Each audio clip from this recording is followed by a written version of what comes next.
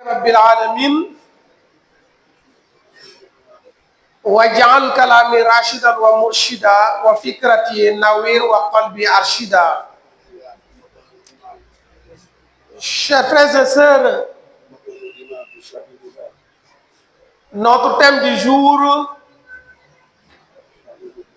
Eid al-Adha, la Tabaski. Oui, nous sommes dans la période et c'est pour bientôt, Inch'Allah.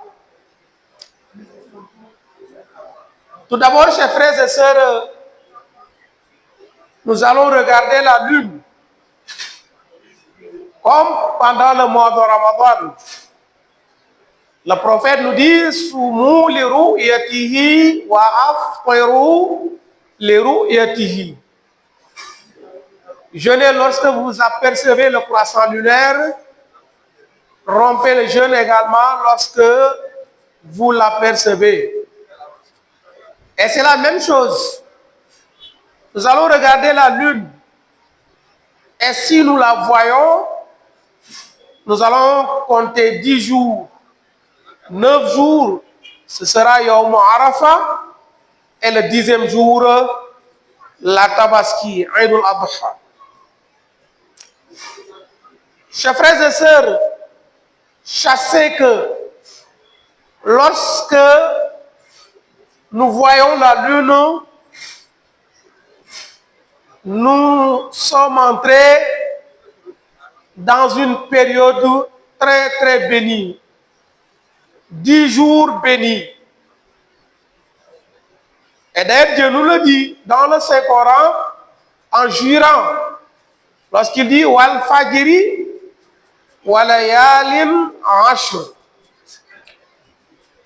par l'aube et par ces 10 jours qui sont les premiers jours de Dhul Hijjah. Le prophète sallallahu alayhi wa sallam nous dit, chers frères et sœurs, Ma min ayyamin al-a'malu salihu fihinna ahabbu ila Allah min hadhihi al-ayyam al-ashr. Il n'y a pas de jour où les bonnes œuvres sont plus aimées par Allah que ces 10 jours de Dhul Hijjah. Cela veut dire que ces 10 jours sont très bénis et toutes les actions, toutes les bonnes actions sont aimées par Allah subhanahu wa ta'ala. Et lorsqu'on arrive donc dans ces 10 jours, chers frères et sœurs, multiplions les bonnes actions. Elles peuvent être lecture coranique, les sacrifices, les prières nocturnes, le jeûne. Et d'ailleurs, jeûner le 9e jour, celui qui peut jeûner tous les 10 jours, sachez qu'il va acquérir beaucoup de mérite.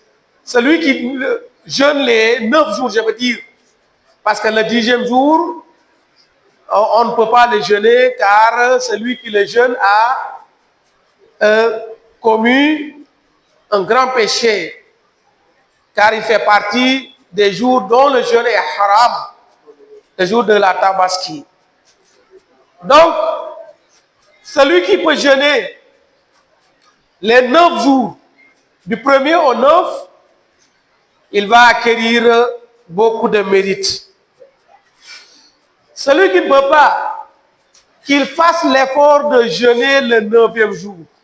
Oui, le prophète sallallahu alayhi wa sallam nous dit Siyamu yawm Arafah ahtasibu ala Allahi an yukaffira as-sanata allati qabluhu wa as-sanata allati ba'dahu. Jeûner le 9e jour, yawm Arafah, le jour de la station d'Arafah, il efface 2 années de péché. L'année qui est devant vous et l'année qui est derrière vous. Donc vous voyez comment il est important pour le musulman qui n'est pas en train d'effectuer la Hajj de jeûner ce jour d'Arafat. Donc, chers frères et sœurs, que Dieu nous donne la bonne compréhension, c'est le 9e jour de mois de Hajj. Ce hadith de Salama. Umm Salama, أن رسول الله صلى الله عليه وسلم قال: إذا رأيتم خلال ذي الحجة وأراد أحدكم أن يضحي فليمسك عن شعره وأظفاره. Salama, une des épouses du prophète, nous apprend que le prophète sallallahu alayhi wa sallam a dit: lorsque vous apercevez le croissant lunaire, la lune, et vous avez l'intention d'immoler un sacrifice, vous avez l'intention d'égorger une bête, donc ne coupez pas vos cheveux, ne coupez pas également vos ongles. Donc, celui qui a l'intention d'égorger un mouton ou une bête, parce que ça peut être, et nous verrons ça tout à l'heure, un cabri, bœuf. Donc, celui qui a l'intention d'immoler une bête, qu'il s'abstienne de couper ses ongles, de couper également ses cheveux, éviter de se raser jusqu'à après l'immolation. Que Dieu nous donne la bonne compréhension.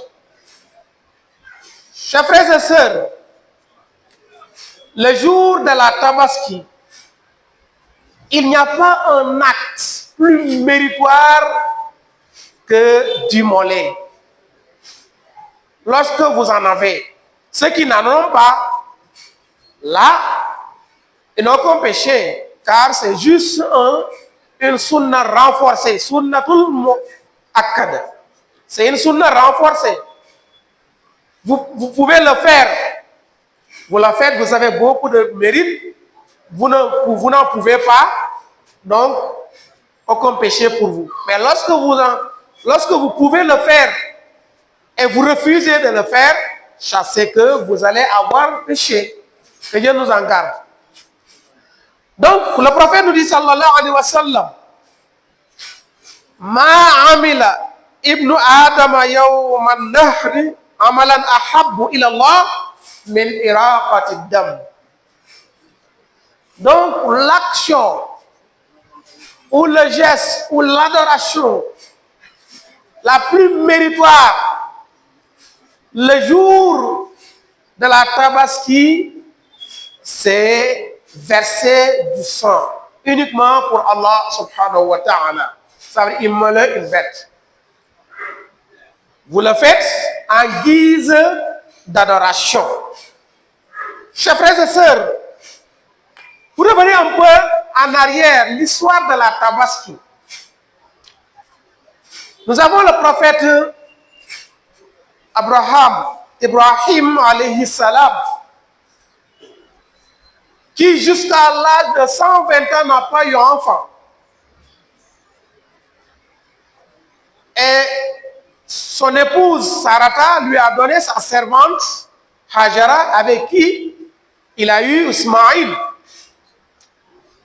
Et lorsque ce dernier est avancé en âge, il a rêvé de l'immoler. Et le rêve d'un prophète, c'est un ordre divin. Et lorsqu'il a causé avec son fils, Ismaïl, celui a accepté. Également sa mère, Hajara. Et le Satan a tout fait pour les dissuader, pour que cela ne se reproduise pas. Satan est allé voir Ismaïl, il est allé voir sa mère Hajara, il est allé voir Ibrahim, à cause d'un simple songe, pourquoi veux-tu immoler, pourquoi veux-tu égorger ton fils unique? Il l'a lapidé. Quand il est parti voir Ismaïl, même chose, et chassant que la femme, ou croyant que la femme est très faible, il est allé voir Hajara, elle aussi l'a lapidé. Voyez leur degré de croyance. Et lorsqu'il a décidé, le jour J, de l'immoler, falamma aslama wa tallahu al-jabin an nadainahu ya Ibrahim, nadainahu ya Ibrahim qad saddaqta ru'ya. Lorsqu'il a décidé de l'immoler, c'est là Allah subhanahu wa ta'ala l'a appelé ou l'a interprété pour dire que tu as été véridique. Wa fadainahu bizibhin azim. Et nous le remplaçons avec un gros bélier.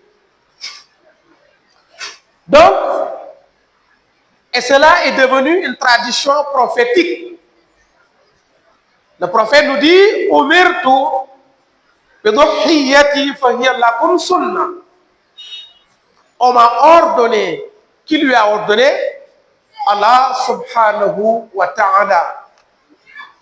Il lui a ordonné l'immolation.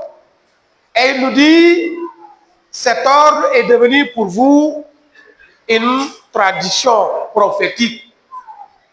Donc, c'est une sunna. La sunna de notre bien-aimé, Sayyiduna Muhammad sallallahu alayhi wa sallam. Dans un hadith, il nous dit, Man ahya sunnati faqad ahabbani wa man ahabbani kana ma'i fil jannah. Le prophète nous dit, celui qui vivifie ma sunna, ma tradition, celui qui perpétue ma tradition, il m'aime. Et toute personne qui m'aime sera avec moi au paradis. Dans un autre hadith, on dit, Al-mar'u ma'aman ahabba. Toute personne sera avec qui elle aime. Donc le fait de perpétuer la sunna du prophète sallallahu alayhi wa sallam, cela prouve notre amour à notre cher, notre bien-aimé Sayyiduna Muhammad sallallahu alayhi wa sallam. Qul in kuntum tuhibbuna Allah fattabi'uni yuhibbukumullah wa yaghfir lakum dhunubakum. Donc, chers frères et sœurs, l'immolation ou verser le sang le jour de la Tabaski est une sunna renforcée, sunnatun mu'akkada. Je disais tout à l'heure que, chers frères et sœurs, Ibrahim, lorsqu'il a voulu égorger son fils, c'est un gros bélier qu'il a été remplacé. Donc, en première position, un bélier. En première position. Si vous pouvez avoir un bélier, c'est le premier choix. Si vous ne pouvez pas, une brebis. Une brebis. Si vous ne pouvez pas, un bouc. Un cabri. Et si vous ne pouvez pas, une chèvre. Oui. Une chèvre. Donc, si vous ne pouvez pas, des personnes, jusqu'à 7 personnes ou plus peuvent s'associer pour acheter un bœuf. Mais pour le mouton, là, pas d'association. Celui qui peut, qu'il le fasse. Mais si vous n'en pouvez pas, vous pouvez cotiser pour payer un bœuf. Mais un mouton ne se cotise pas. Et même un chameau également, on peut le cotiser. Lorsque vous payez le mouton, il y a des choses à éviter. Il faut que vous devez regarder bien le mouton ou l'animal que vous voulez payer. à éviter un mouton aveugle en mort. Lorsque le mouton est aveugle, il n'est pas apte pour la tabaski. Donc, vous veillez sur ça. Également, lorsqu'il est borgne, ça veut dire s'il a perdu un œil. Également, l'animal n'est pas apte pour la tabaski. Lorsqu'il est sourd, et ça me fait plaisir qu'il soit là, et là je sais Lucas, je me posais la question de savoir comment savoir lorsque le mouton est sourd. Il me dit il faut souffler dans son oreille. Ça me fait beaucoup plaisir qu'il soit là. Donc souffler l'oreille, et s'il a remué la tête, ça veut dire qu'il n'est pas sourd. Donc, un mouton est également très malade. Très malade. Évitez ça. Également, lorsque il y a une diarrhée continue, très sévère, diarrhée très sévère également à éviter.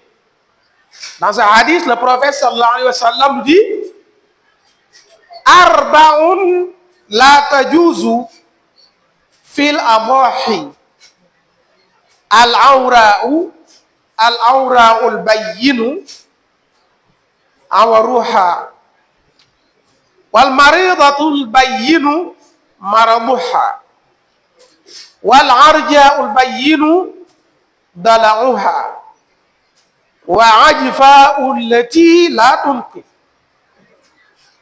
Et lui, ces cadres ne sont pas aptes.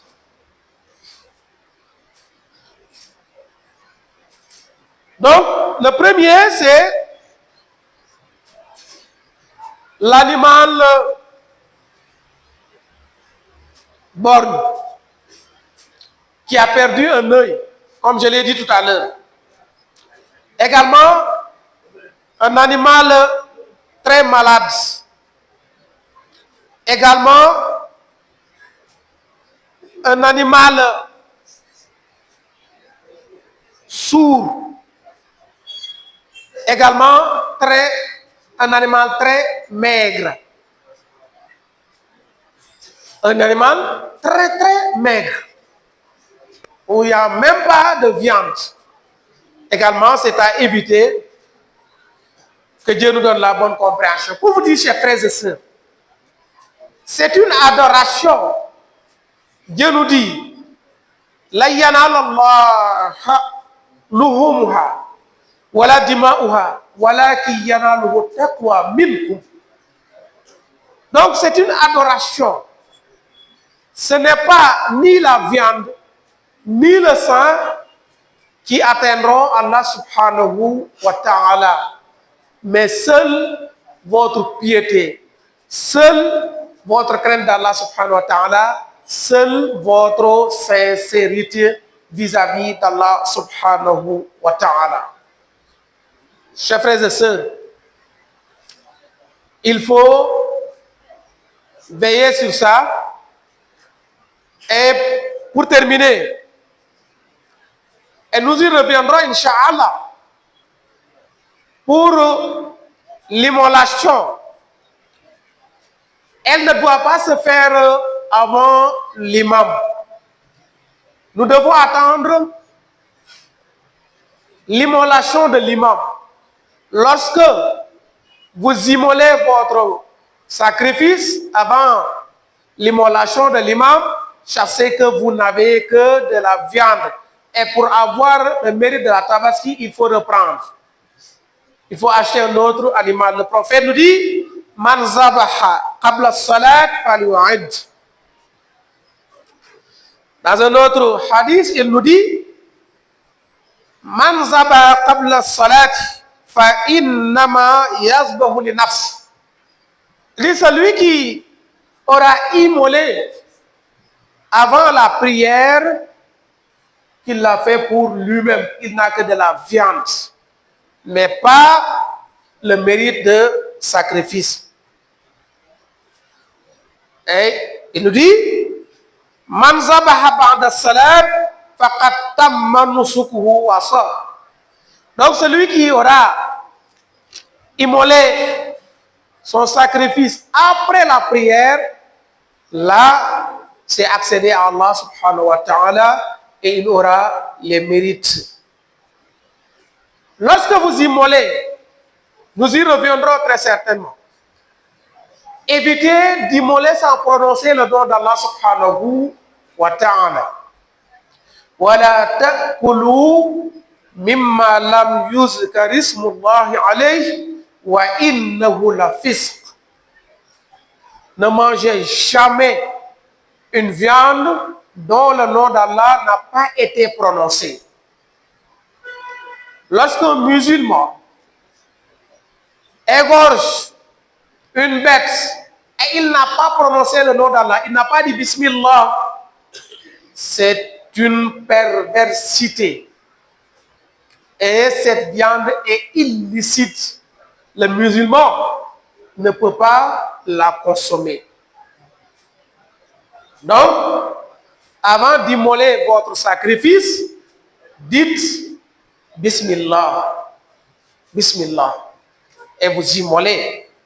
Voilà pourquoi Dieu nous dit Fazkuru smallahi alayha sawaf. Donc, lorsque les moutons sont alignés, parce que lorsque vous êtes prêts pour l'immolation, prononcez le nom d'Allah subhanahu wa ta'ala. Pour terminer, le prophète dit, sallallahu alayhi wa sallam, La'ana Allahu man zabaha li khairillah, wa la'ana Allahu man awa muhdithan, wa la'ana Allahu man la'ana walidayhi, wa la'ana Allahu man ghayyara al-manar. Le prophète dit, Allah a maudit. C'est comme ça le prophète l'a dit. Toute personne qui immole une bête en dehors d'Allah subhanahu wa ta'ala. Ceux qui immolent des bêtes pour les idoles. C'est formellement interdit. Donc vous devez immoler rien que pour Allah subhanahu wa ta'ala, mais n'oubliez pas de prononcer le nom d'Allah. N'oubliez pas de dire Bismillah. Donc celui qui aura immolé sans dire Bismillah, c'est une perversité. Wa innahu la fisq. Wa innahu la fisq. Donc également, celui qui protège un innovateur, celui qui va innover quelque chose dans la religion, également, il n'est pas à protéger. Il doit subir les sanctions requises. Également, celui qui maudit ses parents, ça peut être. Le prophète avait dit, n'injurez pas vos parents. Et les savants lui ont dit, mais comment quelqu'un peut injurer ses parents? Il dit, vous insultez le père d'autrui ou la mère d'autrui, lui aussi en retour va insulter votre papa ou votre maman, c'est vous qui l'avez insulté. Donc c'est formellement interdit. Et il nous dit également, ne protégez pas ce où Allah subhanahu wa ta'ala a maudit celui qui déplace les bornes, les limites. C'est ici, s'arrête votre terrain et vous dépassez les bornes pour gagner du terrain, c'est formellement interdit. Mais ce qui nous intéresse ici, dans ce hadith, c'est la'anallahu man zabaha li ghayrillah. Allah subhanahu wa ta'ala a maudit toute personne qui aura immolé une bête pour autre cause d'Allah subhanahu wa ta'ala. Que Dieu nous donne la bonne compréhension. Que Dieu nous montre le jour de la tabaski. Que Dieu nous protège, nous donne la bonne santé. Allahumma inna nas'aluka min kulli hammin faraja, wa min kulli dhiqin makhraja, wa min kulli usrin yusra, wa min kulli fahishatin sitra, wa ala kulli khairin sabila, bi rahmatika ya arhamar rahimin, ya rabbal alamin. والطف بنا وقونا وكلنا وهب لنا حسن الختام ربنا وصلي على النبي وسلم واقض به حاجة كل مسلم